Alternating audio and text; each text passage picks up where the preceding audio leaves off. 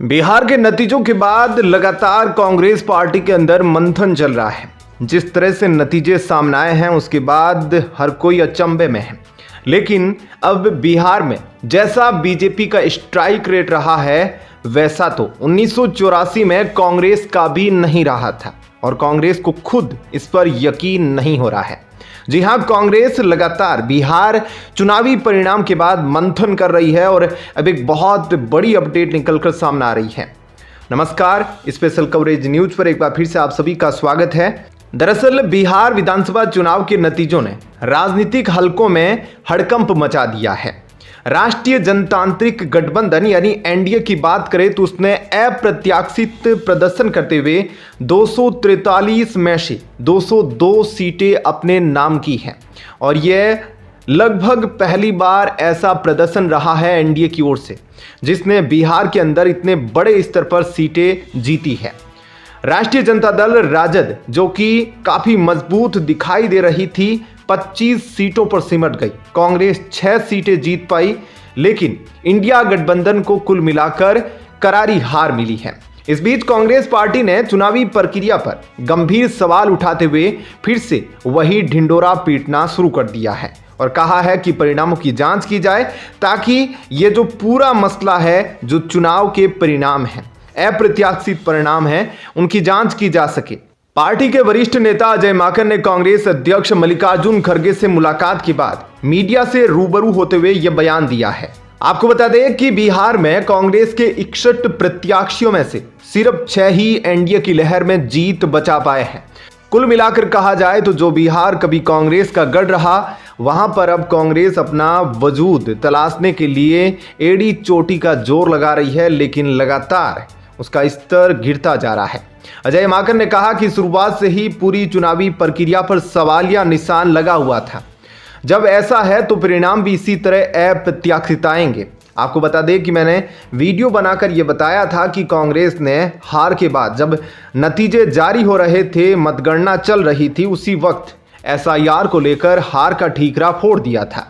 अब कांग्रेस की ओर से यह बयान आया है कि जो स्ट्राइक रेट 1984 में कांग्रेस की नहीं रही, तब जहां पर कांग्रेस पीक पर थी, देश के अंदर कांग्रेस का बोलबाला था, लेकिन ऐसी स्ट्राइक रेट से ज़्यादा बीजेपी की स्ट्राइक रेट अभी है। बीजेपी का 90% से भी ऊपर स्ट्राइक रेट है और किसी को उम्मीद भी नहीं थी। इसमें दाल में काला नजर आता है। हमने अपने गठबंधन सहयोगियों से बात की है, सभी का मानना है कि यह अप्रत्याशित परिणाम है और इनकी जांच होनी चाहिए, डेटा का विश्लेषण होना चाहिए और बिहार भर से जो कार्यकर्ताओं के हमारे फोन आ रहे हैं उसमें यह बताया जा रहा है कि पूरी तरह से अनियमितताएं हुई हैं और इसकी जांच होनी चाहिए। हमारे लोग डेटा इकट्ठा कर रहे हैं। इस फॉर्म 17C मतदाता सूची देखेंगे और फिर तथ्यों और डेटा के साथ आपके सामने आगे आएंगे। दरअसल आपको बता दें कि 1984 में हुआ क्या था और 1984 के अंदर कांग्रेस की स्थिति क्या थी।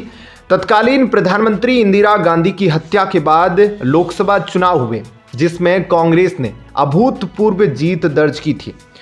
लगभग पार्टी ने 533 सीटों में से 414 सीटें जीती। ये भारतीय चुनाव इतिहास की सबसे बड़ी जीत मानी जाती है, जो सहानुभूति लहर और राजीव गांधी के नेतृत्व में आई थी। अब कांग्रेस नेता की यह टिप्पणी ऐसे समय में आई है जब एनडीए की इस ऐतिहासिक जीत को ब्रांड मोदी नीतीश के रूप में देखा जा रहा है। एक तरफ गुजरात लोबी तो दूसरी तरफ नीतीश बाबू। इसके उल्टे विपक्षी इंडिया गठबंधन 34 सीटों पर ही बिहार में सिमट गया। बैठक के बाद खड़गे की आवाज से निकलते हुए कांग्रेस सांसद केसी वेणुगोपाल ने भी कहा कि बिहार से जो नतीजे आए हैं वह हम सभी के लिए अविश्वसनीय हैं। हमारे गठबंधन दल इस पर विश्वास नहीं कर रहे हैं। हम आंकड़े इकट्ठा कर रहे हैं और गहन विश्लेषण किया जा रहा है और 1-2 हफ्तों के भीतर हम ठोस सबूत पेश करेंगे। चुनाव आयोग पूरी तरह से एक तरफा है, यह प्रक्रिया संदिग्ध है।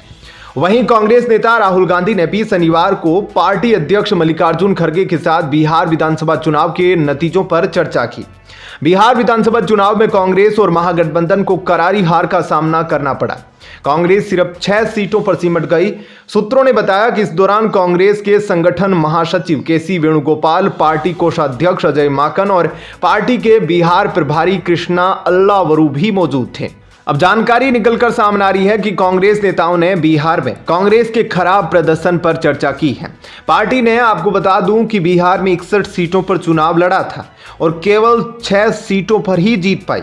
वर्ष 2010 के बाद बिहार में पार्टी का यह दूसरा सबसे खराब प्रदर्शन था। उसने 2010 में केवल 4 सीटें जीती थी, लेकिन यहां पर अब उससे भी खराब प्रदर्शन निकलकर सामने आया है। कांग्रेस के पूर्व अध्यक्ष राहुल गांधी ने शुक्रवार को बिहार विधानसभा चुनाव के नतीजों को चौंकाने वाला करार दिया था और कहा था कि विपक्षी गठबंधन ऐसे चुनाव में जीत हासिल नहीं कर सका जो शुरू से ही निष्पक्ष नहीं था। उन्होंने यह भी कहा था कि कांग्रेस पार्टी और इंडिया गठबंधन इस परिणाम की गहराई से समीक्षा करेंगे। कभी विपक्षी दल एसआईआर को लेकर हार का जिम्मा सौंप रही है, तो कहीं और भी कई ऐसे कारण हैं जिसकी वजह से विपक्षी पार्टियों की इतनी बुरी हार बिहार के अंदर हुई है।